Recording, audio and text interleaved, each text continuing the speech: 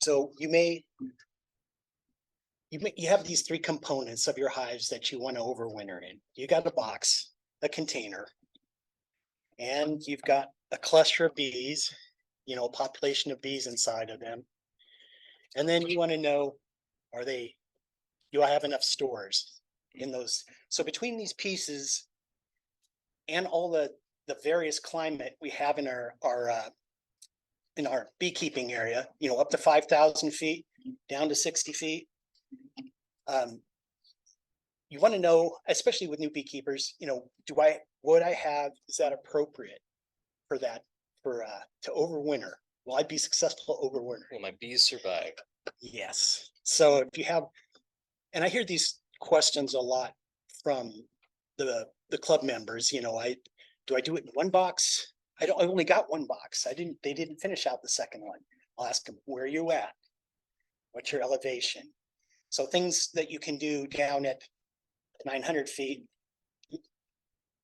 the probability of getting something through winter at 2,400 feet or 5,000 feet with what they do at 900 feet may not be very good. So hopefully we can help answer some of these questions. So I don't know if you want to start off maybe talking about what would you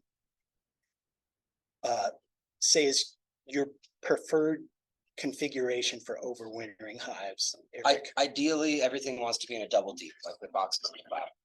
You want to have a nice, robust cluster. It's going to cluster down to around a basketball size, which ends up being about 7 to 10 frames of bees when they break cluster. You want to have your brood nest down below and plenty of honey stores up above. Naturally, I don't know if we have this slide. Why do you want the honey stores above? So hives in nature are going to be in a tree cavity normally, and they work with heat regulation. They thermoregulate themselves. Heat goes up. So the honey goes up, the hive will rear brood and as far down as they can. And then as it gets cold and as they need those stores, they're going to work back up and they're going to follow the heat and they're going to eat into those stores. And the cluster and the brood nest is going to work up into that honey stores.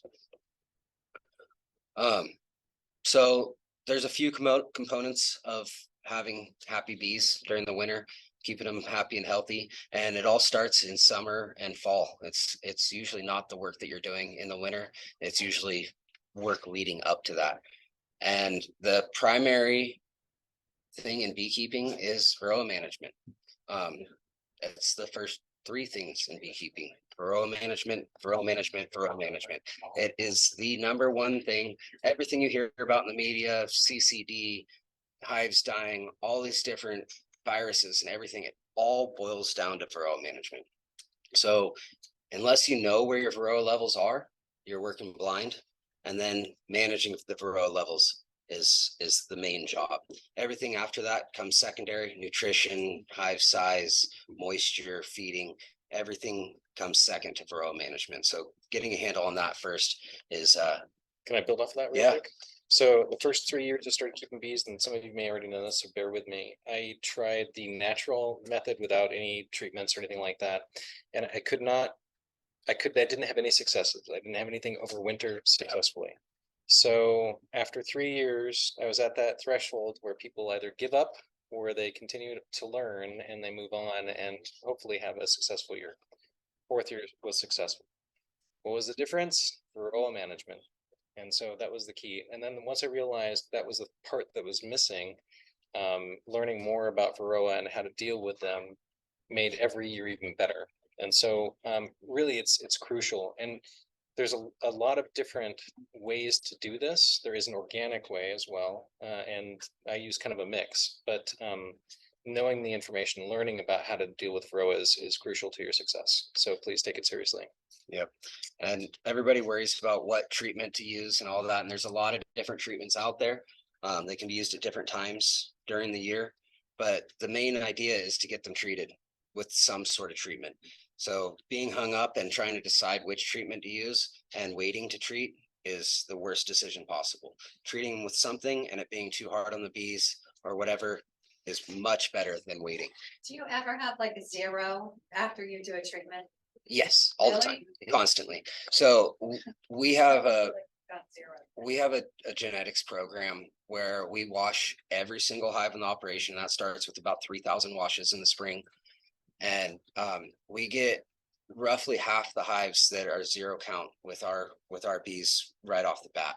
And then those hives don't get treated. We run them for 30 days, we rewash them, and certain ones climb, certain ones don't. We're keeping about 20% of the hives that can maintain a zero level throughout the year without treatment. So that's another reason to monitor the mite levels. If you're just treating without monitoring, then you can be damaging the hive. A lot of these treatments are really hard on the hives, especially formic acid, thymol treatments with apicard, or synthetic miticides, like with the different choices of organic versus non-organic. Synthetic miticides can be really effective, but they build up in the honey, they build up in the wax, and they can have synergistic effects with pesticides and all that. It's stuff that we choose not to use. We go organic for everything, which is a lot more work, but that's what we choose to do. So once again, treating without knowing can be damage to your hive as well. So knowing your varroa levels is key. Buying one of these mite wash kits is your first step. Everybody should have this and know how to use it. It's really simple. You sacrifice a small amount of bees. It breaks down to, I think, what a queen can lay in about an hour. The amount of bees you're killing. So it sucks. You're killing some bees, but you're learning about the hive. You're getting you can extrapolate a percentage by counting the number of mites that fall off those bees. You're washing them in either alcohol, or we're using just dish detergent now. We use Dawn dish detergent, 3 tablespoons per half gallon. And you take a sample, you shake the frame off you open up the hive, open up the lid, pull a frame from outside the cluster, the farthest out. So hopefully you don't have the queen on there. You do a quick check for the queen. Generally, she's not going to be on that outside frame, so you're pretty safe. And you shake that frame off into a little wash tub, and you just take a half cup measuring cup out of your kitchen, like you measure flour with. You scoop up a half cup of bees.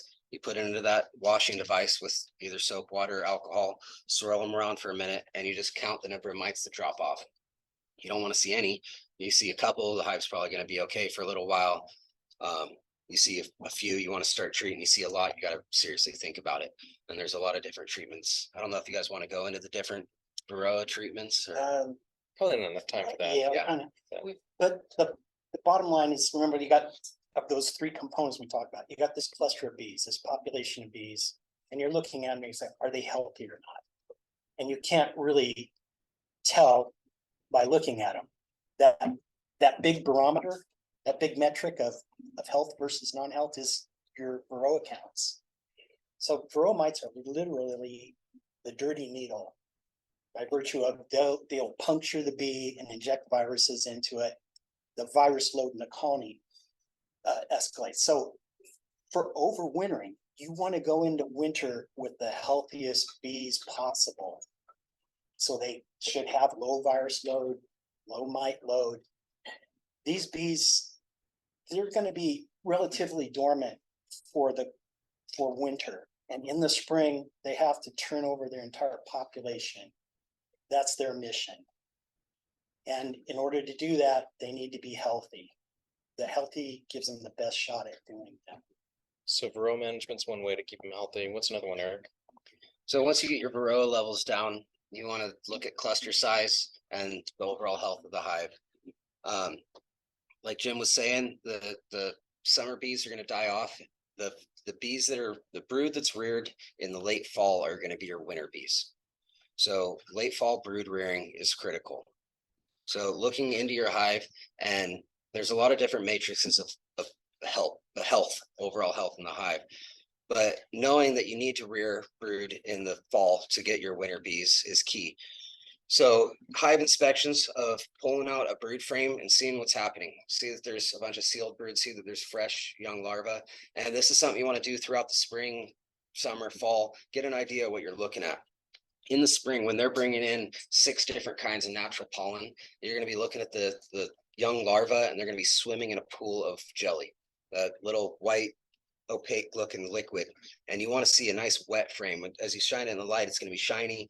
They're going to be nice and wet. The larva will be floating in a large pool of jelly. As nutrition goes down, you can look at a frame and you'll see, in a healthy hive, you'll see multiple colors stored in the frame: orange, yellow, different colors. as you start seeing less and less of that stored pollen, less stored bee bread, you'll see that jelly drying up. That's time to start feeding. And so for all these different elevations you guys are at, that's going to happen at completely different times. Some hives, we need to start feeding 1st of August. Some of them don't need it until late September. So it's where you're at and knowing how your hive looks and the timing on that. And so once you start seeing that diminish in brood rearing, the drier larva, then you want to start feeding pollen substitute. What's the variation, if you don't mind me asking real quick? You said you managed hives up to 5,000 feet, Yeah, no, not that high, about 3,500, so 3,500 feet, and then what's your lowest elevation? about 1,000. So that's a big range. What's your time difference between your feedings that you notice? Is it like 2 weeks, 3 weeks between the different elevation levels? Elevations don't really change the rate of consumption. The cluster size and what else they're bringing in changes that, but generally it's about every 2 weeks they go through a feeding. When we feed generally 1 to 2 pounds of pollen substitute per hive, depending on cluster size. That's another point of when you are feeding these pollen patties. A lot of them come as pre-made patties, so they're flat and wide. Some of them you chop up yourselves. Something to think about is that the bees are only going to move about 1 inch outside the cluster. So there's no sense in covering the whole box with pollen patty. The bees are only going to eat the center out of that. So when you open the hive and it's cold in the morning or evening and they're in this cluster, that's the area that you need to get that pollen patty into and focus that area. Same with syrup, same with honey. Your hive could weigh 300 pounds. If the honey's not in the right spot, they're not going to eat it and the hive's going to starve. So having the cluster touching that honey, touching the pollen substitute, touching the syrup is key. Perfect. So yeah, high mite hives won't survive winter. This is a Formic Pro strip. This is one method that we use. If you guys find that you have really high mite levels, if they're like 20, 25 higher, you're gonna have to do something more than one of these soft treatments. Like a Formic Pro it's an acid. It's a natural component of honey. It's found in carpenter ants when you squish them. But it's a strip, a pad like that. It's pretty nasty to smell. You want to wear gloves, but it'll knock the mites down pretty quickly. And then you can use a softer treatment, a hop guard, or we could talk about possible extended release oxalic that we're making, which is only supposed to be used to, it's wood bleach. You're only supposed to be bleaching your frames with it, but it happens to kill mites really well. So if you're bleaching your frames and get that benefit killing mites, it works out pretty good. It's a nice little side benefit. Yeah. But if the mites are high, you want to use something harder. So this Formic Pro, there's also Apiguard. There's a fair amount of products on the market. Apiguard is also organic, right? Because it's thymol. It is. Thymol. Yep. Sorry. And those are both right now, after we get through this little 90-degree spell, both of the temperature's going to cool down where both of those treatments will be right in their wheelhouse. Yep. For temperature. And there's a great tool that's out there that helps you kind of figure out what you want to do for your colonies. I forget what the name of the site is, but it allows you to go through basically a Honeybee Health Coalition. Yeah, they have this thing. Maybe we'll link to it somewhere else. But yeah, you just look up hive mite treatment, Honeybee Health or something like that, and it'll come up with this thing that you click through that'll give you options and tell you what's the best thing to treat for. That's great because it can get confusing. Certain things can be used when honey stores are on there. If you're going to be pulling honey after the treatment, you don't want to be using Apiguard. You can use the Formic during honey. If you're leaving the honey on for the hives, you can pretty much use anything, but it can get confusing. So if they have a tool for that, that's awesome. Yeah, it's a little interview type of tool. Ask you a question, you answer, and it'll steer you to the right things. Yeah. So yeah, getting your mite levels down before fall brood rearing once again is key. And they're still doing a lot of that right now. So we haven't had our first, I don't know if anybody here's had, we haven't had the first frost. After frost, brood rearing dynamic changes. So I would like feeding pollen sub, getting your mite treatments done. It's really good to do before it gets to frost. I mean, that's what we're still doing in our operation is we're feeding pollen sub right now. We feed generally about 7 or 8 pounds of pollen sub per season per hive over the course of 3 to 4 sessions. when you feed the sub, you want to get it on and keep it on. So as soon as the hive consumes it, as soon as they start finishing the last of it, you want to put more on. So generally every 2 weeks, you can do that for 6 weeks or so. And you guys still have time this year. Generally, I can see consumption of pollen sub through mid-November and brood rearing going through then. Yeah, because we usually have like the past, I want to say 2-3 years prior. It's usually mid or Thanksgiving, we get a first snowstorm. And you want to have, up until that time, you can do all of these things very easily. Yep. You can feed, brood rearing, you can do your mite treatments. But I think you get to Thanksgiving, then you kind of want to have a good idea of your hive, have it kind of settled. Eric, is there a point when you can overfeed, like you can maybe plug up the entire colony with, if they had a lot of honey stores already in your pollen sub feeding? Not pollen sub feeding, no. They don't really store pollen sub. They will store if you're dry feeding and doing open foraging, which we don't recommend. They'll store that and can plug out the brood nest with it, which is not beneficial. So I wouldn't recommend doing any open feeding with dry pollen sub, but that's not a common thing anyway. What they'll do with this pollen sub if they don't need it is kick it out the front door. Perfect. Mostly what they're doing though is they're storing it in their guts. The nurse bees need to build all these fatty layers so that they can produce jelly to feed the young larvae. So like I said, most of it's not being stored in the hive. You can plug the hive out, which can be negative with too much honey, too much sugar syrup, because what happens is the bees get greedy. They just keep storing and storing honey or sugar syrup. And what they do is they just start shrinking down that area where they can rear brood smaller and smaller. And next thing you know, they'll only have just a little tiny spot and they don't know what's good for them, that's not enough to maintain a healthy hive. The ultimate hoarders. Yeah, exactly. Yeah. Yep. So another positive thing about feeding pollen sub that you see on this slide is it's going to show you the health of your hive without you knowing what you're looking at. You can stick a chunk of pollen sub in the middle of the cluster. If you come back 2 weeks later and they're not finishing that up and it looks like this, or even less, if for some reason they're not eating all that pollen substitute, you have a bigger problem with that hive. Maybe queenless. If they're queenless, they're not rearing brood, so they don't need that food, so they're not going to eat it. So if after that first pollen sub feeding, they're not consuming it after a couple of weeks, you need to look farther into it. Are my mite levels good? Do I have a queen? What's going on with the hive? So it's an easy way to tell when you don't know what you're looking at of the overall hive health. So what are you supposed to feed them in the winter though? Like not pollen honey, something different? So the idea is to get your hive ready for winter and walk away. Right. Right. And there's some other slides in this, if the hive needs feeding during the winter, there's a couple different ways to do it. Some guys run pollen sub all winter long, but most of you guys, I'm assuming, are hobby beekeepers. You're not looking to go take them to a paid pollination in the early spring. So letting that hive cluster size get a little smaller isn't going to hurt you. They'll rebound in the spring and be ready to pollinate your orchard or whatever, your garden. What was I getting at? Oh, They won't take pollen sub if they're not brood rearing.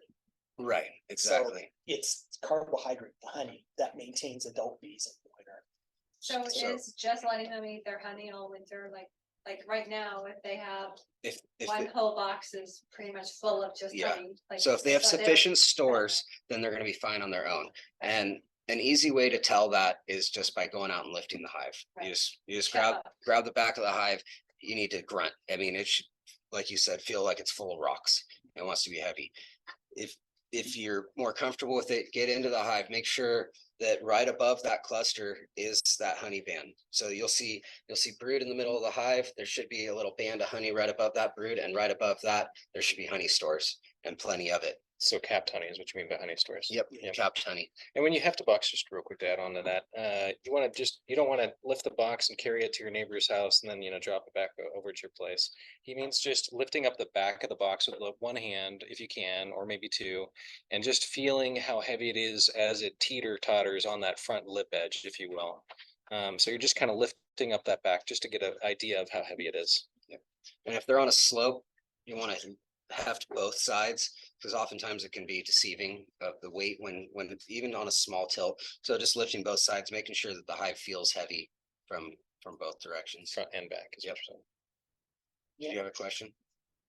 Yeah, I have two deeps set up right now, but the top one, finish building out the actual comb. Mhm. Just the way the wax and sits. Mhm. Should I just pull that off now and let them finish it and just stay with one?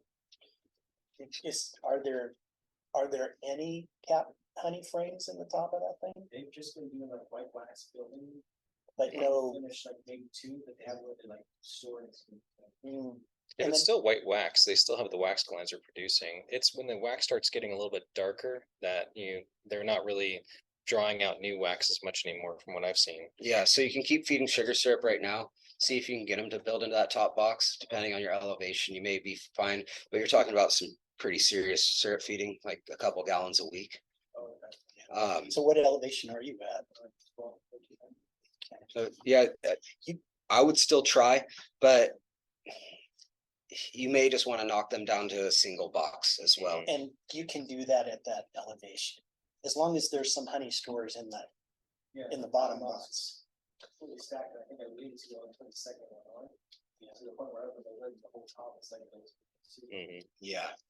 So in that case, you may just, at this late in the season, may just want to take that top box off, shake the bees into it, put the lid over the single deep box and overwinter them that way. Make sure there's sufficient honey stores in that box. And hefting may not be sufficient for that. You want to actually get in there and look at the frames, make sure that there's capped honey outside of the brood nest that the bees can get to. And if not, just go ahead and feed sugar syrup in there. But it sounds like your hive would probably be fine just getting knocked down to a single box. Just say I routinely at the 1,200, 1,500 foot level, winter in one box. And it's not my favorite.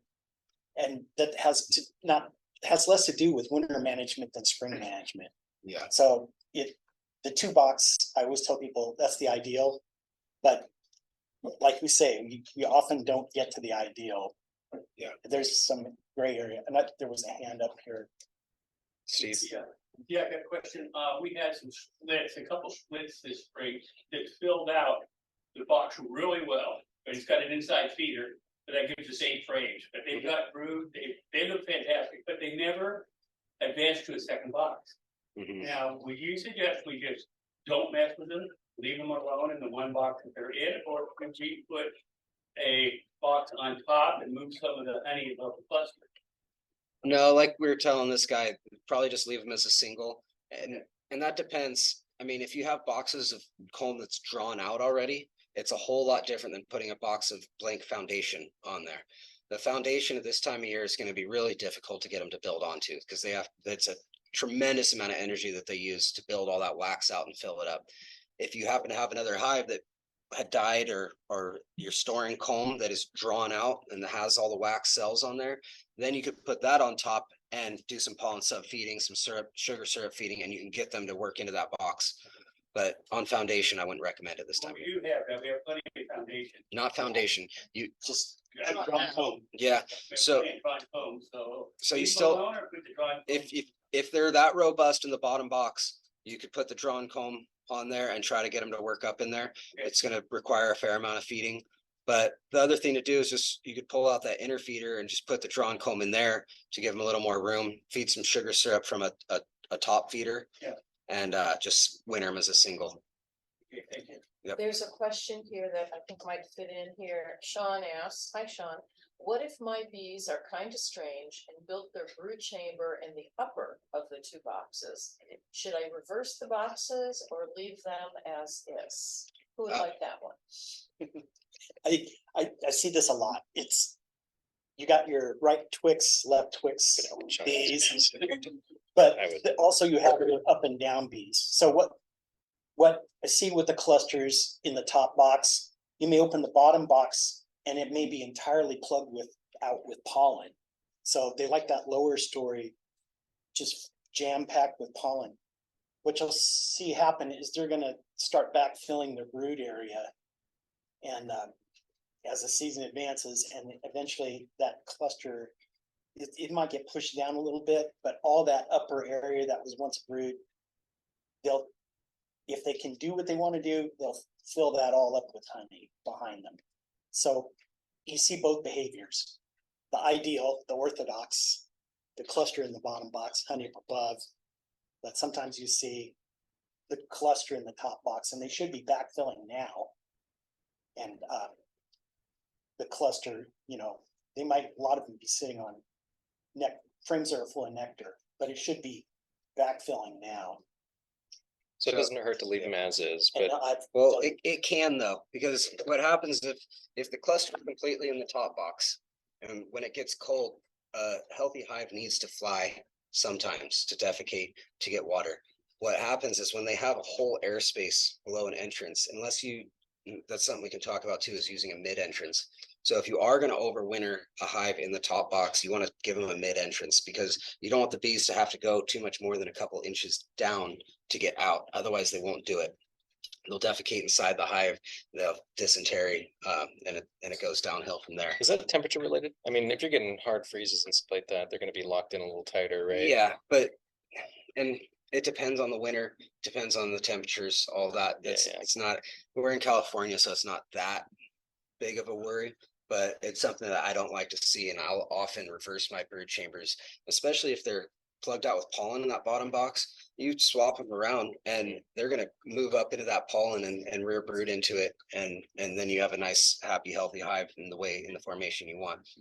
But like these guys said, it's not the end of the world to have your cluster at the top box. A lot of hives do that, and it's actually kind of naturally. It's funny, we force the bees to work up. In nature, they work down. And they work better going up. We can build hives faster, but in nature, they build a cavity, they build a little comb, and they work down. That's the only way they can, because they can't make the combs float. So they have to be built off of something, and then they build them down. Mhm. Go ahead.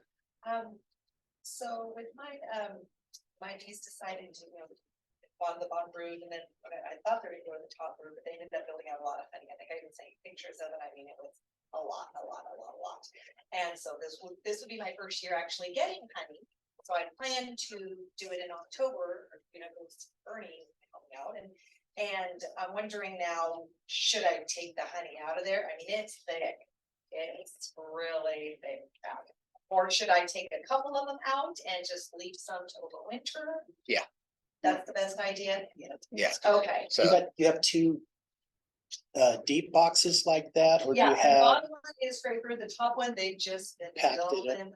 which is fantastic. I mean, look, almost, they didn't touch the super. My other hive, they did it in the super, and it's just a little one. The bottom one is just. Yeah. A Yeah, I ton would- of honey. I would, And I was really excited to get it, but now I feel like maybe I should leave it. So anything that's in a super that's above your double is you want to pull off before winter. Getting a proper cavity size for your cluster of bees is fairly critical. You don't want to have, leaving 3 boxes of honey on top of a hive isn't going to be beneficial, because they're not going to use it. Yeah. Getting it down to where they have that much honey above the cluster is all they're going to use. They're not going to just keep working up and up and up. And all that airspace is only making it harder for them to thermoregulate.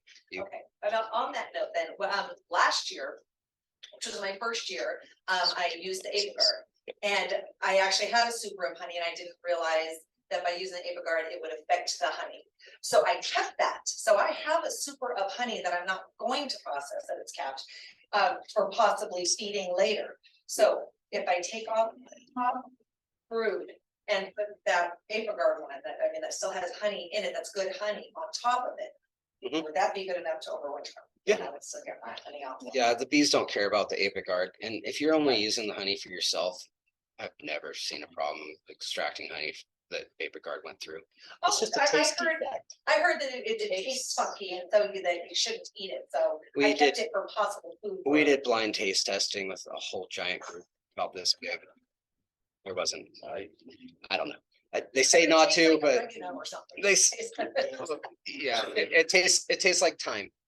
The plant thyme, yeah. Whatever's in it, but I could use that, so I could just take. Yep. The whole top box off, extract whatever honey I wanted out of that, put the other one on, and that hive's good. Yep. Yeah. Okay, Now, just one other thing is if your box of honey is from sugar water feeding, it's honey technically, but is it the best honey? I mean, that would be last year's anyway, so that would be okay. it's kind of not really honey because honey's from nectar, right? So Yeah, no, it's definitely not honey. You It's call it fraud, honey fraud. fraud Yeah, honey. no. yeah. I mean, some of the companies out there would call it honey, Mhm. but no, I mean, sugar syrup's fine. they consume it just fine, especially, so if you're making your own sugar syrup out of just sugar, the bees have to convert it, so it's definitely not as good as honey. If you're buying commercial sugar syrup from a company like Man Lake or Dayton, it goes through a process, and I know high fructose corn syrup got a bad name, but for bees, they actually process it well. So they mix the corn syrup with sugar syrup, and then they heat it up to a certain temperature for an extended amount of time. And what it does is it converts the sucrose to fructose, and the bees can then consume it like how our bodies can consume fruit sugar. Like eating an apple isn't the same as eating a candy bar.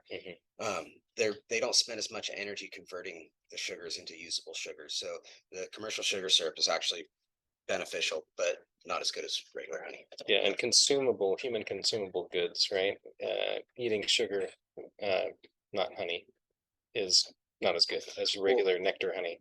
Yeah, but I mean, bees are completely different. It's like hummingbirds. It's their carbohydrate source. They treat the sugars a lot different than our bodies do. Sugar syrup feeding can be really beneficial. It's stimulatory to the hive. It's as far as- absolutely needed, Yeah. as in most cases too. Yep. You need to feed sugar syrup, but But for what you're gonna eat, sugar honey is not great. no. You might notice some taste difference, but let us know. What do you mean?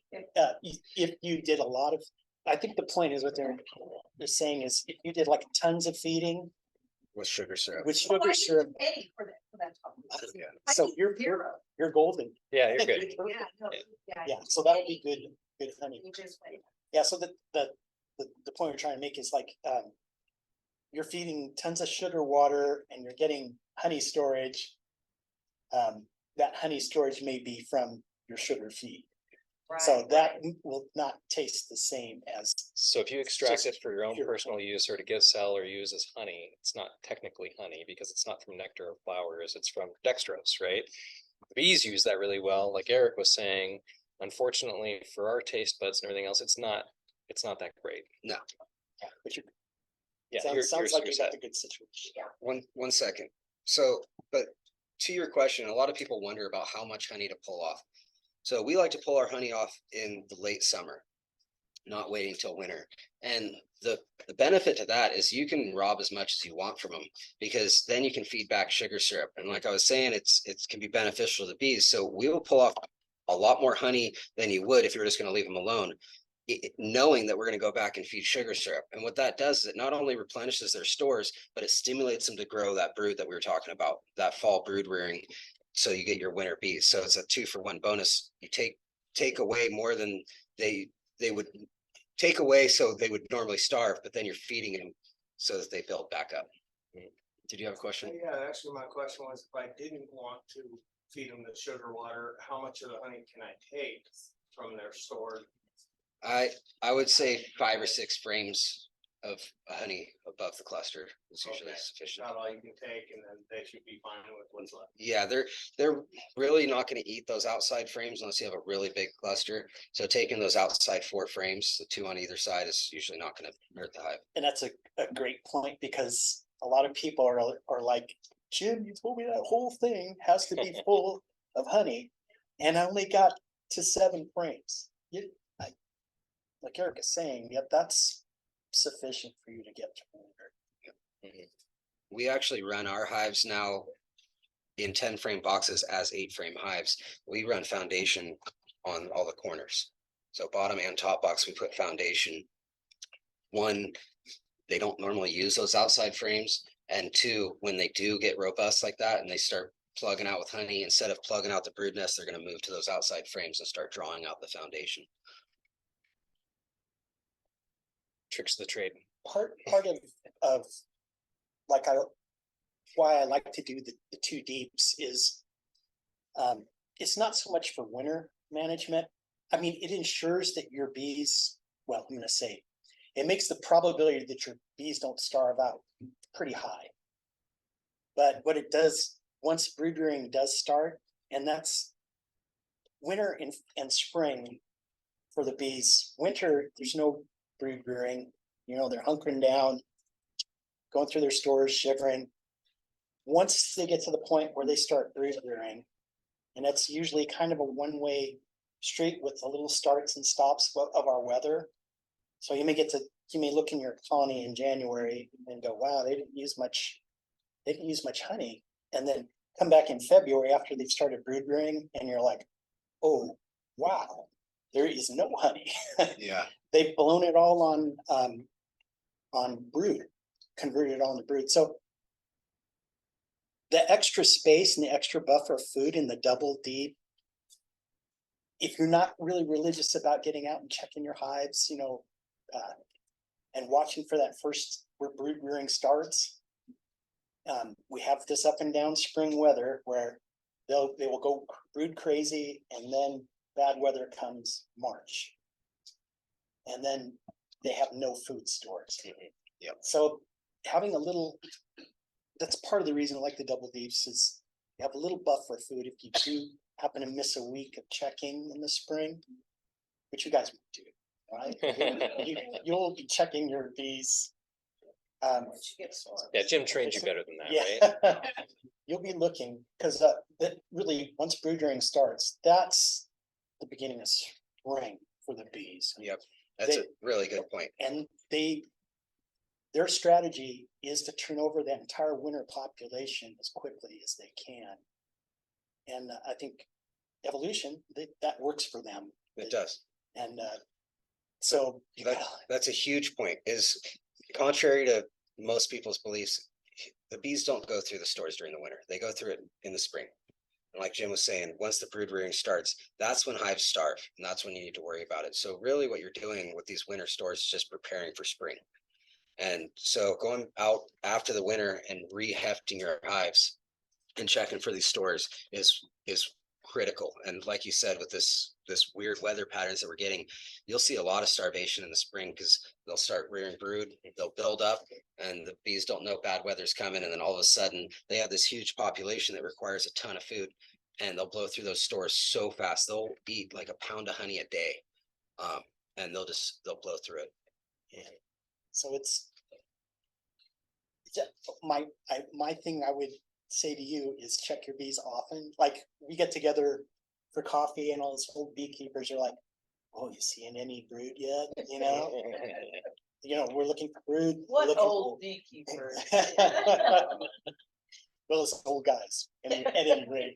But yeah, once that brood rearing starts, they really, it's pretty much a one-way street. When does it start? As soon as pollen starts coming in the Yeah. spring. Yeah, so that bloom progression chart of your dad's, Randy's, is really good if you look at that. So it's tree pollen in the beginning, alders, I think. Yep. That early pollen. So I've been some years in January, I've gone in the hives, the really dry years that we had like 2 years ago. And you go in January and like, whoa, man, brood rearing's on. And you get to the end of January, beginning of February, and there's like swarm cells already. So the other thing you're looking for too early in spring is when do the drones start flying? When is there drone availability?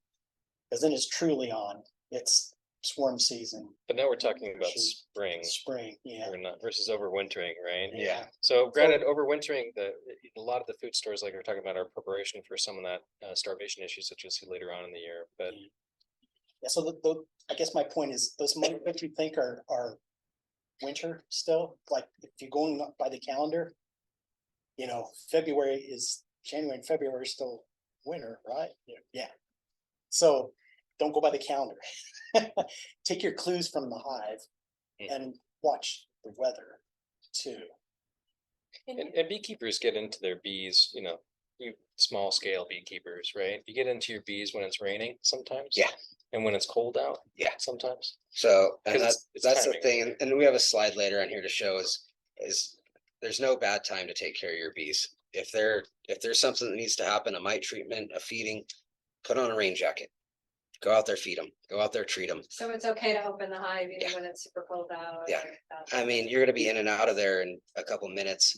I mean, Takes us longer than a couple minutes usually. yeah, For a quick winter check, you do it a little bit differently. You might Okay. crack the box open like a clamshell. You might look at where your cluster's at, feel for that weight real quick, and then decide, do I need to feed them or are they okay for a little bit longer? yeah. You don't necessarily want to go in there and start pulling individual frames out and looking and see if I can find the queen and all like the fun beekeeping stuff in the That's spring. all fun right now. Yeah. Right, but opening the hive like in this slide, checking your cluster size. I think there's another slide. So I think that's crucial difference, right? The fun beekeeping like you're talking about versus the quick inspection during the Yep. winter. So maybe we can, Yeah, so going out, heft your hive. If you think they need feeding, you can be opening them up. You're gonna have to open them up for pollen subfeeding, that it goes in between the brood boxes. So I think there's a slide in here that shows. So this is, But we're in California, so we're not Wisconsin, right, Minnesota. yeah.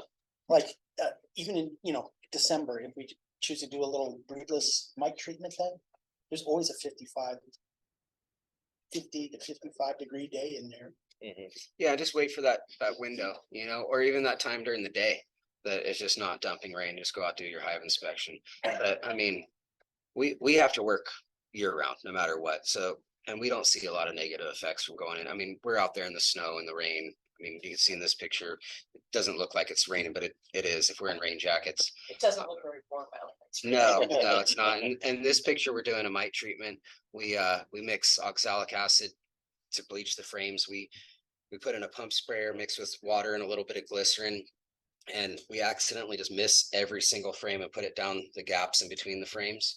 And it happens to get on the bees and kill all the mites. That's really the only way to get all of your frame clean and bleached. I mean, Yeah. yeah.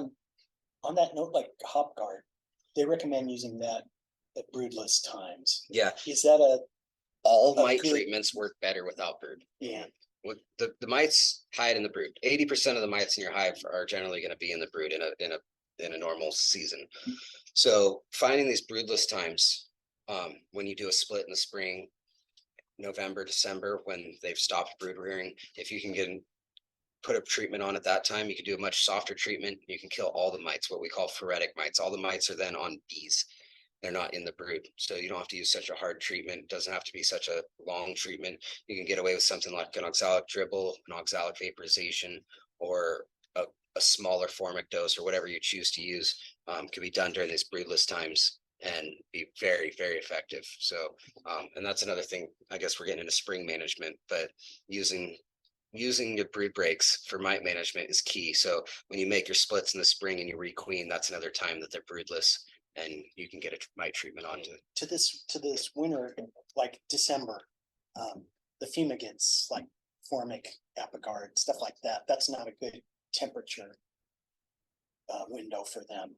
But Hop Guard, do you think that's a good use of that? It has. I don't use Hop Guard, but it seems to be pretty effective. It does get a pretty quick mite drop. It's organic, smells good. So it has a pesticide label for use as a pesticide in California. So there's I just want to point out that the oil dribbles, you have to have a permit to use those legally. Mhm. So, Unless you're bleaching your frames. yeah. So at any rate, if you want a legal alternative, I think Hop Guard might fit the bill. Hop Guard's here. a good one. There's options out there. Yep. Yeah. There's a question online that goes back to feeding, so I just wanted to ask before we moved far away from feeding, so Emily asks, in the case that the bees have blown through the stores in the spring, would we give them sugar, syrup, and pollen sub? Generally not pollen sub in the spring if they're bringing in multiple kinds of pollen. And to see if, without going into the hive, you can just stand there and watch the hive work. You can see the bees coming back into the entrance and they're gonna have little pollen stores on their hind legs. And you wanna see that coming in on every third, fourth bee. It's better to go in and inspect and see what's being stored around the brood nest, but that's a good indication. So in the springtime, yes, syrup feeding, generally no on pollen sub feeding. That's more of a fall thing. And in the spring, it's 1-to-1 usually, because you're trying to improve. Depends on what you're trying to do. Okay. So syrup can be very stimulatory to the hive. So you can go with a much lighter mix if you're just trying to stimulate them to grow. If you're trying to put weight in there, you go with a heavier syrup, a 2-to-1, or the undiluted commercial syrup. I have one more question, sorry. I'm down in northern Central Valley, surrounded by about 150 acres of almonds. Any additional considerations I should remember for my bees? Know your neighbors and when they do pest treatments. Yeah, Yes. get registered with the ag commissioner, and so they'll notify you when pesticide treatments are going on. Except for the Beware program. Beware. Yeah, so, and there's not a lot you can do about that besides move them out of there. We don't see a lot of problems with the fungicides and pesticides that are in the almond orchards. You gotta understand that the almond growers are the biggest advocates of bees out there.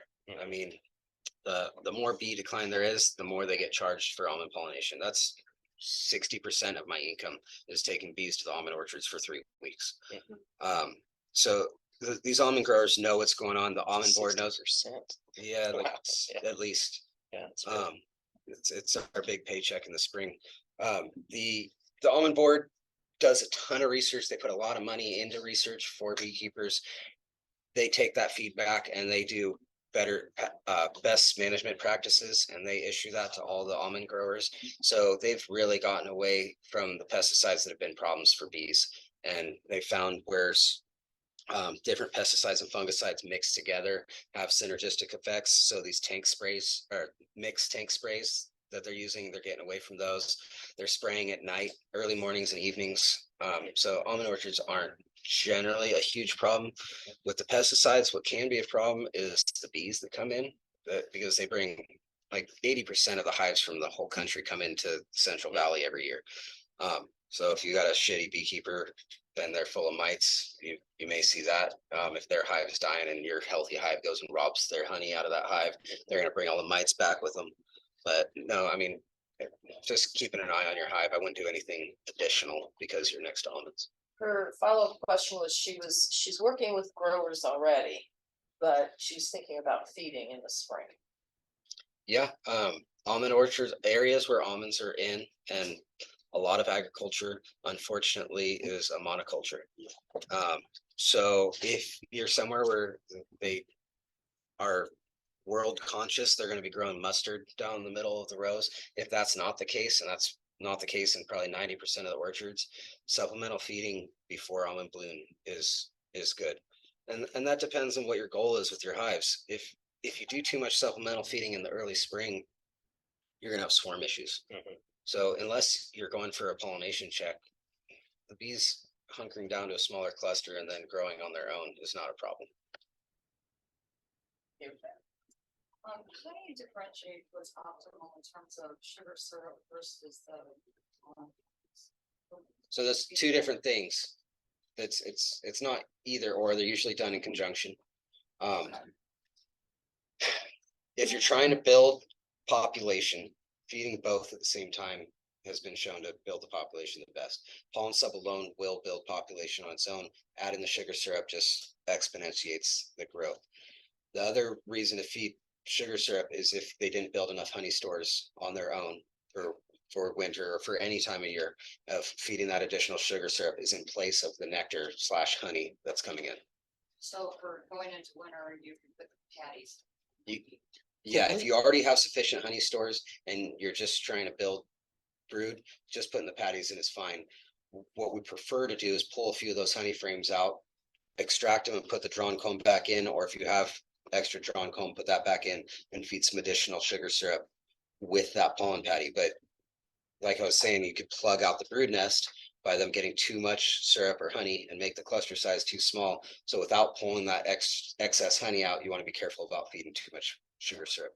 So think pollen is protein, and that's brood bearing. Steak and potatoes. Yeah, and the sugar is just to maintain the adult bees, a carbohydrate.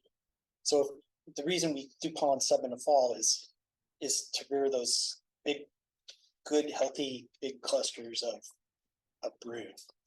So, I mean, if you're there with that, you've got like 10 frames covered with bees, between the bottom and the top box, probably have a pretty good population and they're still brood rearing. You probably don't need to supplement with pollen. By It show of hands, depends. sorry, by show of hands, real quick, who's still seeing nectar come into their colonies? Yeah, so there's a good amount of nectar still coming in our areas. So if you still have nectar flow, but you don't see a lot of pollen coming in, that's also another good sign to start feeding some pollen sub. Or if you don't see that colony size that you want to see in preparation for winter, and there's nectar coming in, but not pollen, again, time to feed pollen sub. Go ahead. So I just had to read this week. And I brought honey and ton of bees and no queen and no brood. So so the queen is in the box now. So should I put pollen? Yeah, I would feed pollen sub, let all those bees that are in there get their guts full of pollen so that they can produce the jelly to feed them out. Cause the queen will just start laying right away and you'll have brood in there, but they need the resources to do it. Lots of pollen, but I should put pollen patty. Yeah, so I've done it both ways. We've see these big robust hives that you're like, oh, they're gonna be fine. But you got this turnover right now where all these summer bees are gonna die off and they're gonna be rearing the new brood for winter bees. And I've made the mistake of not feeding pollen sub because I see, oh, hey, this hive's big. Let's not waste the $2. Just feed them. Yeah, and I think you have a brood break in here too, since you've had a queen missing for Yeah, a little for bit. a couple of weeks probably. Yeah, so they want to be well supplied with protein. Okay, that's.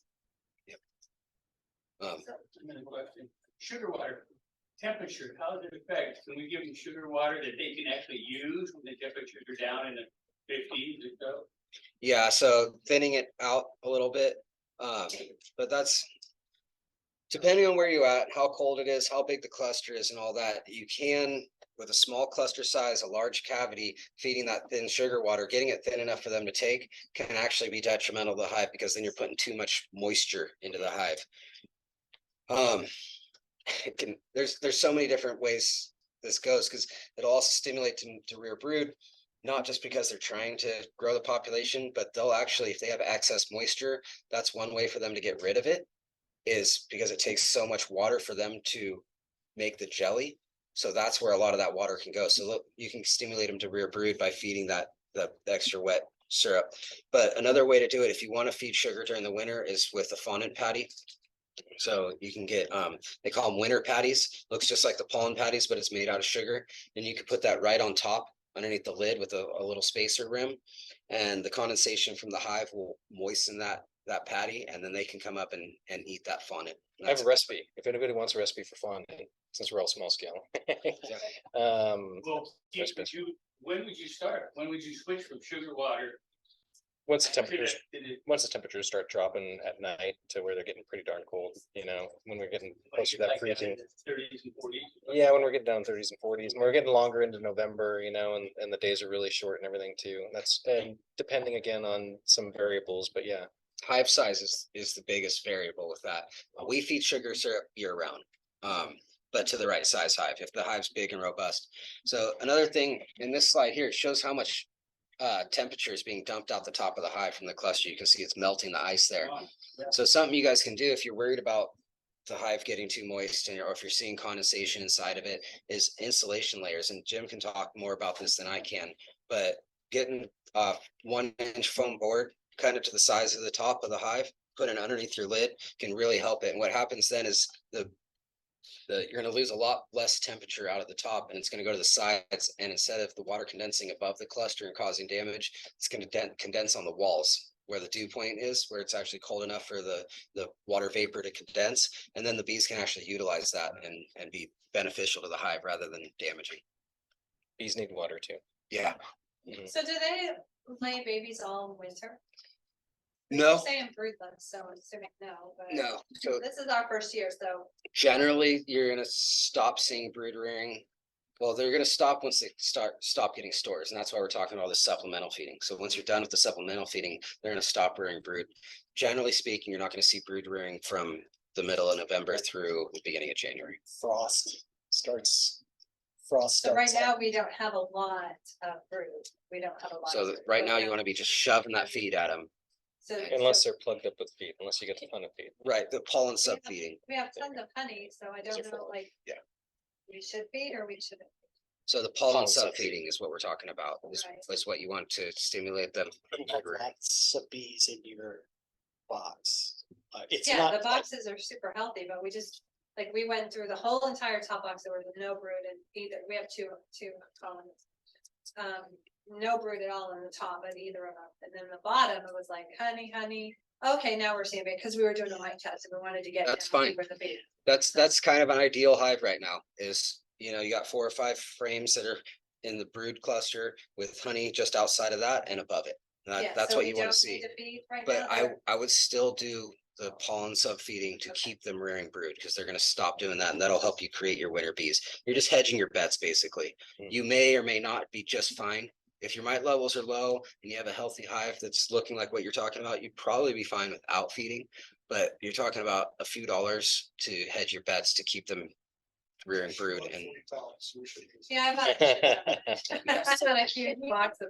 I think I'm hearing a little bit of confusion between the differences between the pollen patty and sugar protein syrup.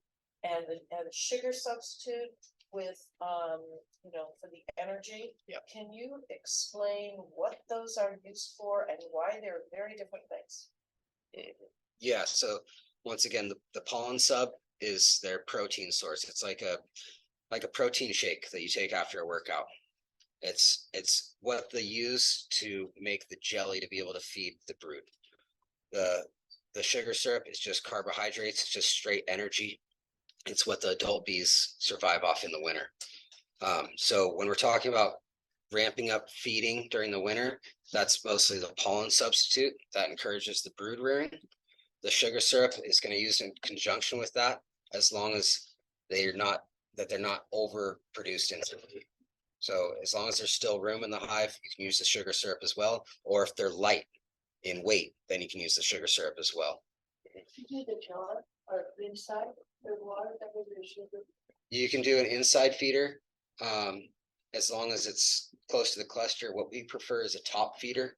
So you got a hole in the top of your hive and there's a number of different ones. There's commercial feeders. We use mason jars, 1/2-gallon mason jars with a little nipple, but any of them, as long as it's above the cluster, a top feeder is what I feel is the best, but you can use the inside feeders as well. What about, somebody asked, I think you touched on this earlier. What do you think about dry pollen sub instead of patties? No, Why? they store it, they don't use it. We got big on it. We thought it was working because we were seeing it get it stored. We thought they'd make bee bread out of it. Bee bread is pollen that they add honey to, and it becomes a protein source for winter stores that they can then eat into in the spring. So what she's asking is pollen substitutes generally sold as like a cookie dough type of thing. It's moist. You can also buy it in a dry form and to make your own pollen substitute. Bulk orders will come in dry forms a lot of times, which is cheaper to then make your own mix. You add a Right. couple of things and voila, you've now got your moist pollen substitute, but some people have tried feeding it dry. Yeah, so we did it. We did a bunch of it. We did trials with it. We thought it was the new hot ticket. You just put it out there in the field, the bees come get it. You don't even open up the hive. Bam, great. So much easier. Doesn't right? work. So if you look at the Yeah. pollen patty recipe, there's a high, I don't know what sugar is in that That would have been the percentage. dream, though, right? Not having Kind of like mixed. my cereal, my Reese brand. I Yeah. guess. But it's It's only 15% protein yeah, in these patties. It's mostly sugar. yeah, and that they ingest that then. Okay. So if you give them dry pollen and they don't ingest it, they're gonna store it. Yeah. So And that's. if storing is great as long as it's used later. Storing and not being used doesn't work. 15%. Mix honey with it? That's what I said. Yeah. Is that what you do is mix honey with it, make bread? No, so you can't make your own bee bread. Bees make bee bread. Unless you're a bee. They use enzymes and some other things that they have going on for them that physiologically we can't reproduce. So that's just protein patty. So, but that's bread, but that's a substitute. Right. I see the confusion. Yeah, it's basically bread for bees, but it's not what we call bee bread. Bee bread is when they take the natural pollen, add honey, enzymes, and they restore it into the comb. It's a long-term storage pollen for them. The protein patty is a whole different thing. That's just directly consumed. It's not stored in the combs. They consume it into their gut and turn that into what they need to feed the baby bees.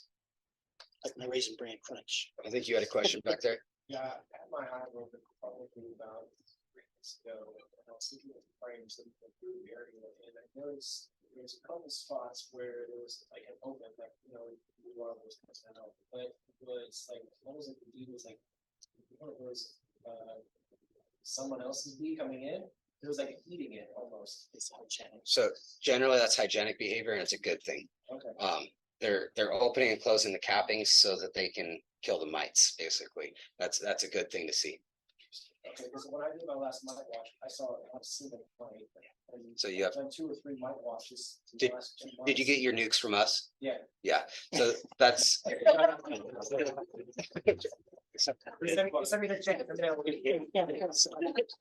No, that's behavior that we breed for. It's a hygienic behavior. We don't know exactly what's going on, but they open and reclose the cappings so that they can get rid of the mites. I was like, oh man, are they like cannibalizing themselves? No, No, They'll it's, do that too. if But Sometimes- not in this case. they'll perforate the cell cap, that will desiccate the row of mite. The pupa just keeps trucking along, and they'll go back and recover it. But if the pupa, you know, there's a lot of offspring or whatever, they think they can't recover it, they'll haul that pupa out, toss it out the entrance. But that's good, that's normal hygienic. So they'll perforate and uncap, and they may recap it. yeah, it's just generally it's just for a very short period of time. And then if you went back and looked at that same frame, that should be closed back up later on. Or completely removed. So bees are dormant in the winter. Are the mites not dormant in the winter? Unfortunately not. That's not good. He's talking about phoretic. So They're walking around. they just hang on to their hosts Mhm. until they can get to that cell that's about to be capped Yeah. again. So they'll overwinter with their hosts. And at Yeah, that point in time, they're still feeding off the host. correct? They're feeding, but luckily they can't reproduce without the brood. Yeah. So you're not gonna see these, you will see jumps in mite levels because all the mites are coming out of the brood, so. It's not that you actually have more mites in the hive, but you'll see higher mite levels in your washes. But it's also easier to kill them because they're Yes. all on the bees. Yes. They're on the open. It's easy to snipe them. Yeah. Go ahead. More about watching. Doing a mite No. wash. No, Sure. Or bleaching a hive. We're talking about cleaning the hive. So that's just kind of a It's joke that we're, Yeah. Yeah. yeah. So there's some non-registered miticides that we use. Oxalic acid is only registered to use in a certain way, which is But you have a permit to do that. We- Use that. we're permitted to use anything we want, really. Yeah. But us for as experimental. consumers, we have to use a product that has a Label. product label that says it's used for insecticide, miticide. And I've talked to the ag people, and if we use something that doesn't have that label, that's considered an off-label use and it could be cited. So that's the hazard with using As a some. club, we can't promote some of those other things either because it's not technically legal and we could get in trouble for it. However, And there's then lots of good information out there. There's a website called scientificbeekeeping.com that has a lot of good information out there as well. You can Google certain things, but just keep in mind that that's when you go to some of these places, it's a growth experiments that grow over time. So you have to be careful. Sometimes you might find some old information out there. Look for the newest information. Yeah, everything's always changing. It's a really good tool. What he's talking about, it just, a company hasn't picked that up and put a California pesticide label on it. And it, maybe as We're getting close though. maybe as these groups like us can be a little political and try to promote some kind of law or something to get this Wasn't it product like into our In hands. Canada and Europe or something, they use it. Alaska, Hawaii, and California are not, they're elite, this product's illegal in those states. It's like using Ozempic. for Just weight like ferrets. loss instead of diabetes. Yeah. So I think, I'm not Except sure. that we don't have the ability to have a position private. Off-label. Yeah, so it's a little bit of a technicality, but the mite wash to answer, the wash that we're talking about, cleaning the inside of the hive, again, is using oxalic acid in a way that is only, technically in California, you can only use oxalic acid as wood bleach. And since the inside of the colony is mostly wood, the joke is that you're just bleaching the wood, and as a side effect, you're treating the mites. So. But we can talk more afterwards if you want. Yeah. But we're talking about a mite wash is a different thing. Yeah. That's thanks. using this product over here or making your own, and you're actually sampling a number of bees to wash the mites off them in this product by swirling them in either rubbing alcohol or detergent water. And the mites will fall off the bees, and then you can physically see the mites in that solution and extrapolate a percentage of infestation in that hive. Showed us that. Yeah. Mhm. So they kill and drop, and they've been using alcohol, Darwin used it on the beagle. It's an old standard in entomology, but that substance kills the mites and they drop off. And you're also hearing CO2, but that's not working that well, right? Some of the research I've just recently seen is that it's not effective. It's generally an anesthetic for bees, like, so if you do instrumental insemination, you can anesthetize a queen with CO2. So Knock that's the kind of bees out temporarily. I haven't seen it used to drop mites. Yes. The hop guard is based on hops, right? Like the Yep. plant. So is there any benefit to just growing hops? No way. Yeah, you can make beer. What use my house for? Did you have another question? You're making one. Yeah.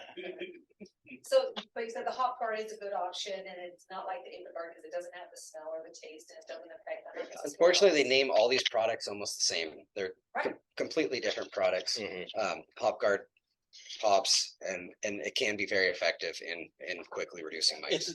The difference is, like, we need a certain temperature window for formic acid or Apigard because they're fumigants. So they're off gassing. In the winter, you don't, the temperature dynamics different in that colony. It's not as warm. So did the hop guard work in the winter? Yeah, that's one advantage of using hop guard in this time of year is that it's a strip that goes in between the frames. So Right. you can place it directly into the cluster of bees and basically force them to be touching it.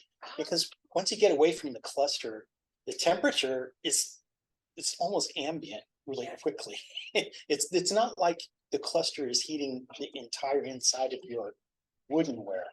Right. It's basically to keep them dry, keep Yeah. them out of the water. So the hop guard you could use year round.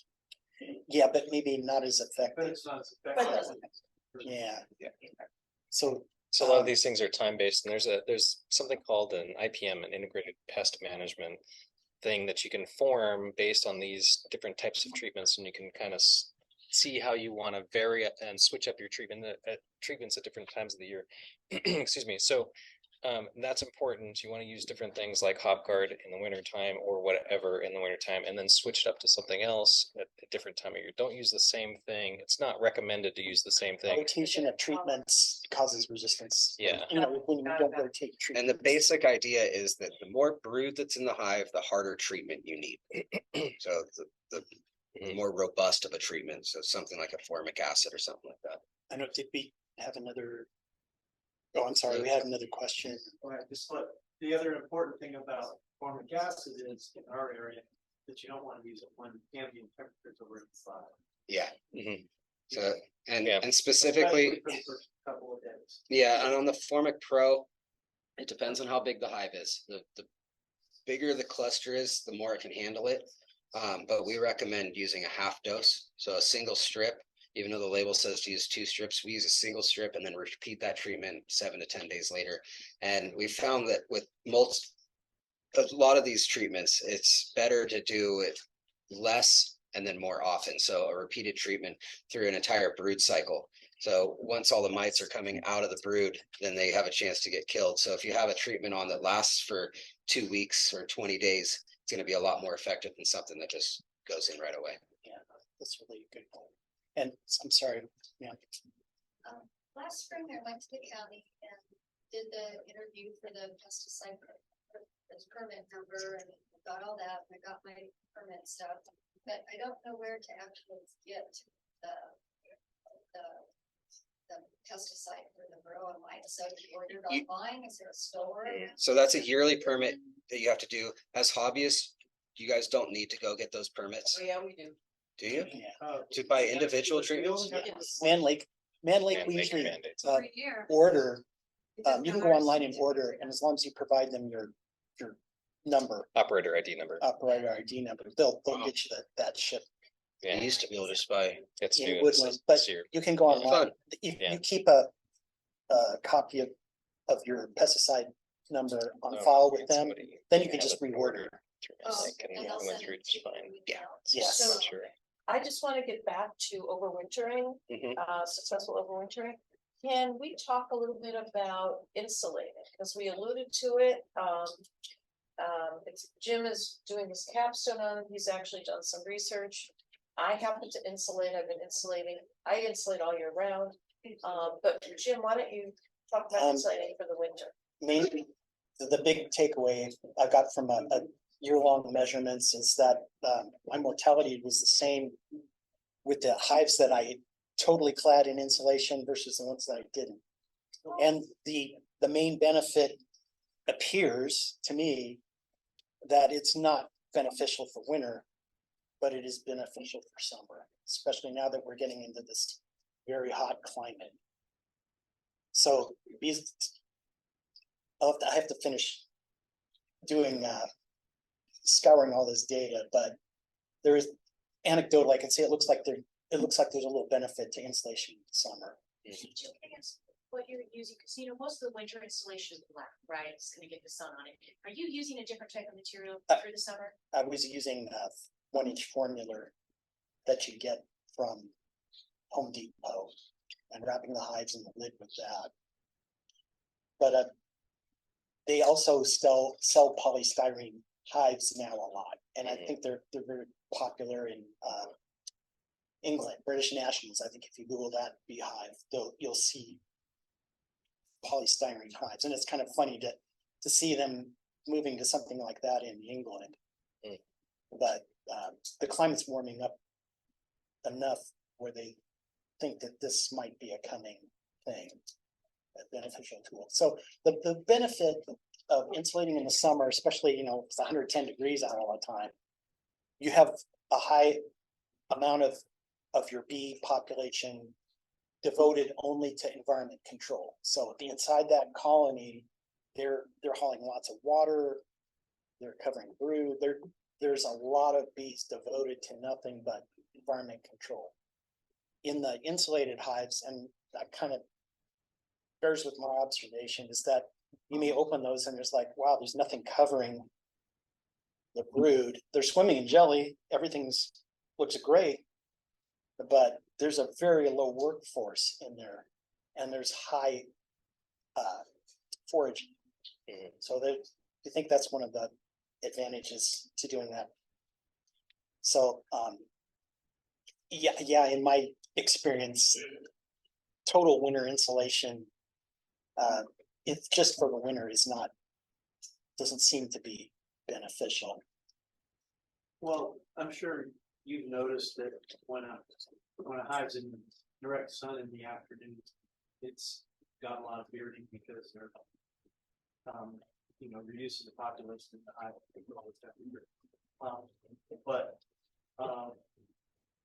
Have you experimented with shading the hives to reduce their direct solar exposure?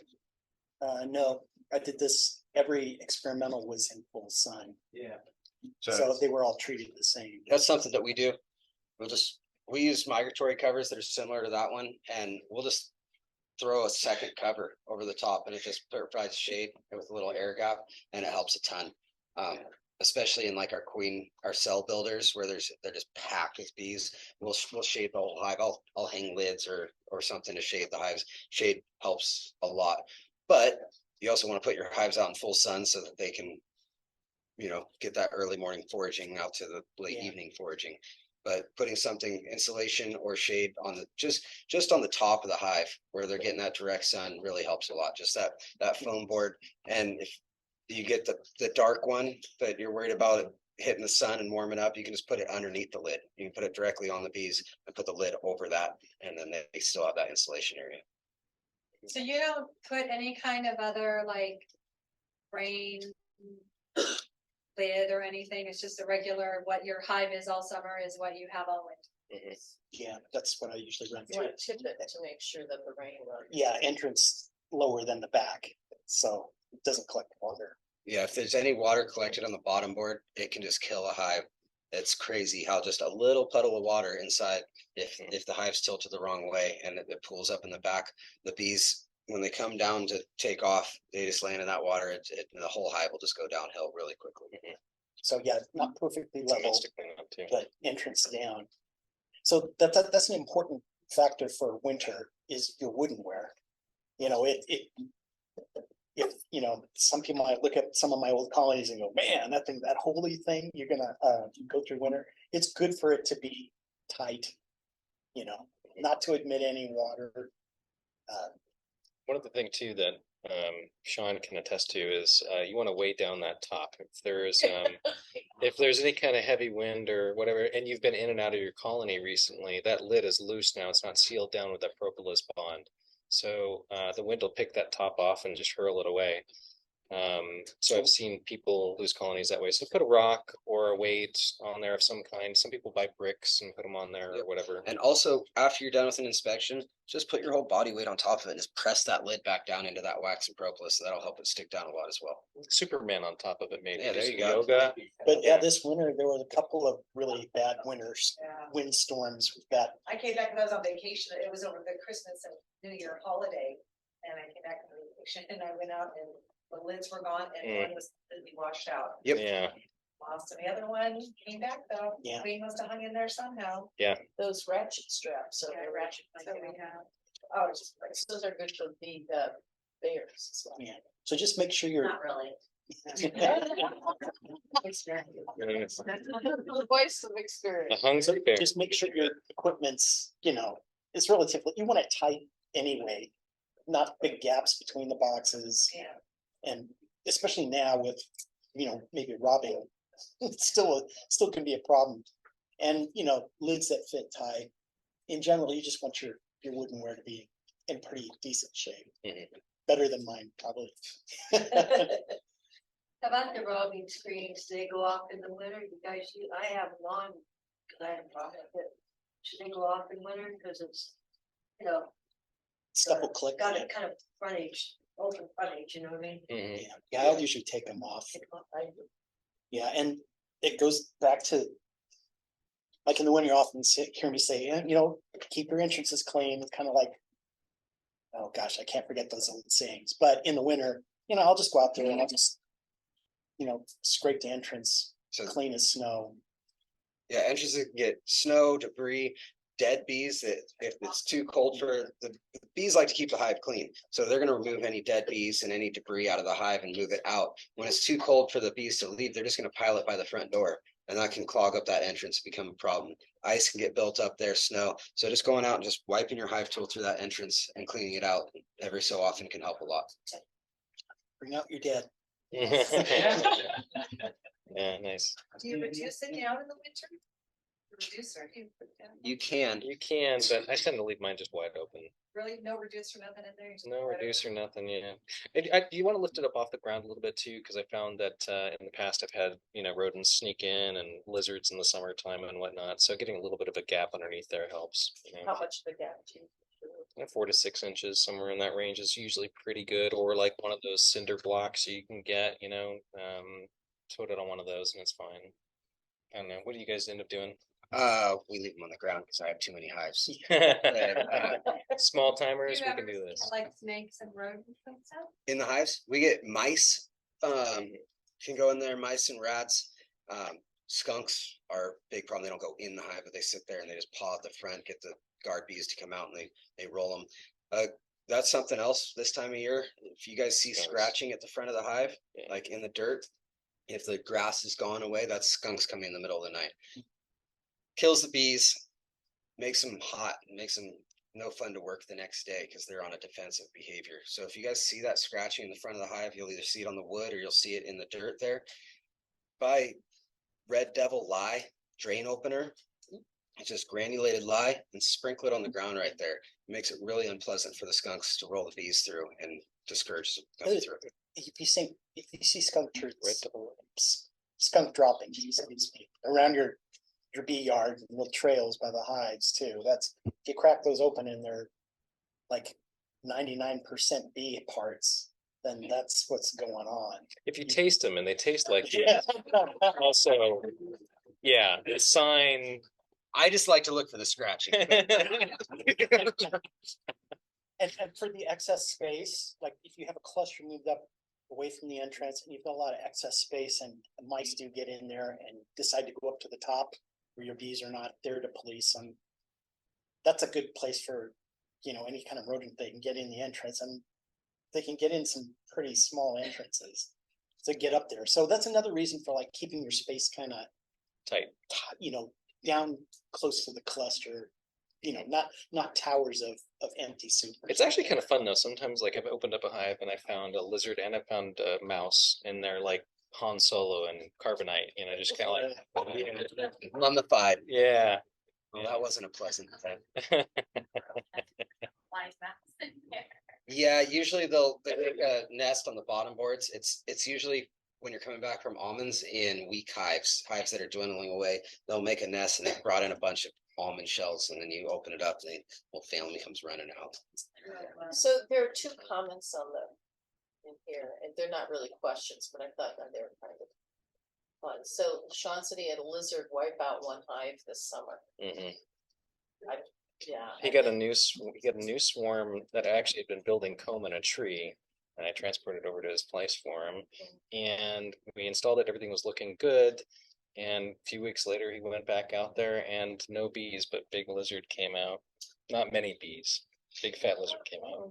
I could see lizards do eat bees, Alligator lizard. and I could see it feeding on it. I'm guessing that there's probably some sort of other problem going on. Yeah, it was a small colony too. So And then the other comment, Cherie, thank you, Cherie. El Dorado has great classes in the spring. The woman with the wash question may want to enroll in those. They are well worth it. So, and our education manager, director, guru is here, and we'll be sending out at some point in the not too distant future, the dates and signups for those. Yeah, I highly recommend everyone do beginners classes, even if you've been in beekeeping for a couple of years. I mean, I've been doing this my entire life and I'm still learning every week. So taking beginners classes shouldn't be beneath you. Take them from different people, get different opinions. same thing for mentors too. We've got different mentors in this group. Don't just listen to me. I'm just one of the schmucks. Listen to all the schmucks. There's like 9,000 wrong ways to do it, but there's also quite a few right ways to do it. And they don't all have to align, One other question, you had talked about, we're talking about mites at the beginning, and you said, and I just want to clarify, because you have the cluster and you can avoid killing the queen if you take the mites off of the end outside the cluster for your mite wash. I've always been told that you should take it off of the frame that has brood on it. So you're gonna get your highest levels when you take it from a brood frame. But the idea behind mite management and your varroa checks is to get a baseline. So if you always take it from the same place in the hive, you can take it from the outside frames and just make your threshold lower. So when you see 3-4 mites in a wash, treat that as if you were to see 6 or 7 in a brood wash. So just adjust your threshold. That way you're not going to kill the queen. You're not killing your nurse bees. You're gonna kill your oldest bees, which are the foragers that would have died anyway.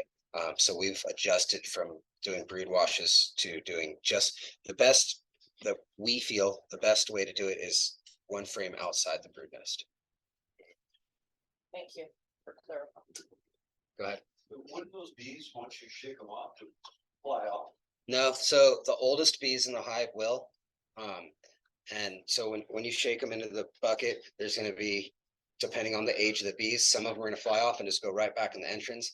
And then a lot of them are just gonna stay in the bucket. And sometimes you'll see them all run in a circle. It's like a whole herd of cattle just running around. But no, I mean, I'll shake my sample into the bucket and then I'll go back, I'll put the frame in, I'll close them up, get it all dialed and let the old bees fly away because you want that. Because those aren't gonna have any mites on them. So the young bees that are left in there are gonna have the mites and then you can take your sample. It's not something you have to do in a hurry. But there's more young bees overall attending the brood, right? That's what the young bees are, they can't fly. Yep. Did you want to talk about winter bees? Well, we kind of have been. But I mean specifically why they're different? How long do they live? They- It's slightly They're like, different. they have changes that you can't see. Winter bees have a certain physiology that makes them kind of like wolves. So they can carry a lot of vitagen, a lot of things that make royal jelly they can store inside their body. So it's spring bees don't have this physiology. So those bees have to come out of winter and turn the population over, and they're specialized to live a long time and still come out of winter able to rear brood and try and replace the entire population. So their physiology is kind of specialized towards that. They almost seem like immortals when they're in winter. And then as soon as spring comes and brood rearing kicks off, then their time is limited. That's why they need to be absolutely as healthy as possible, so that their food glands work for as long as they can. So that's, in general, young bees, it's got good food glands, good wax glands. And as bees age, they start becoming foragers because they're not good at those other tasks. And winter bees, they're just hunkering down, shivering, and hopefully coming through in some places like 6 months in good enough shape to rear as much brood as they can before they die. So the changes, you can't really pick up a bee and say, oh yeah, that's a winter bee. It's their fat bodies and their food production storage that they kind of store inside of them. You'll see bees fly in the winter, and that's very good. It's very hygienic because the fecal oral pathways, their disease pathway in the winter, lots of confinement. If they get out and fly, you look down the snow and you'll be amazed at how many yellow dots are everywhere. We bought a white car here recently, and I gotta tell you, I'm still surprised at how many yellow dots we get on that just normal day to day. We just lost a bee yard because of that. They got sick of washing their cars. But there's a lot of winter flight's important for them to expel. But the winter bees, that main thing is their physiology is different, so that they go long periods of living and come out at the end of it ready to rear bees. So the Jim, best you they mentioned the oral fecal pathway, and one of those is nosema, right? Or nosema. So you get spring diseases because you have oftentimes high confinement. So we have like a really wet and rainy spring, or a long snowy wet spring. Bees can get in and out sometimes, but a lot of times they're really confined. So if they can't get outside the colony and poop, and if they do it inside, they're walking in that. They're spreading. It's a disease vector pathway that they can spread amongst themselves. So, like we say, putting that entrance towards the sun or getting them out in the sun for winter flight, so that you can encourage winter flight that gets them to excrete outside. So what are the signs of nosema? There's not really, everybody says it's dysentery, but that's not necessarily true. Dysentery can be from them being too much moisture in the hive or whatever. Really, you need to scope. I took all the nosema stuff out of this because most hobbyists aren't going to deal with it. Crush bees. You're gonna have to crush bees individually and put them under a microscope and check for prevalence of nosema So the cells. old thing of seeing all the diarrhea on the front or anything, that's not a good indicator. So it's not a good way to going along the fecal oral pathway. There's not a good way for us to really check for nosema. Other than, crushing a bag full of and doing a count under a microscope for nosema spores. But you'll see if there's a nosema problem, there's dwindling, the spring dwindling is a problem.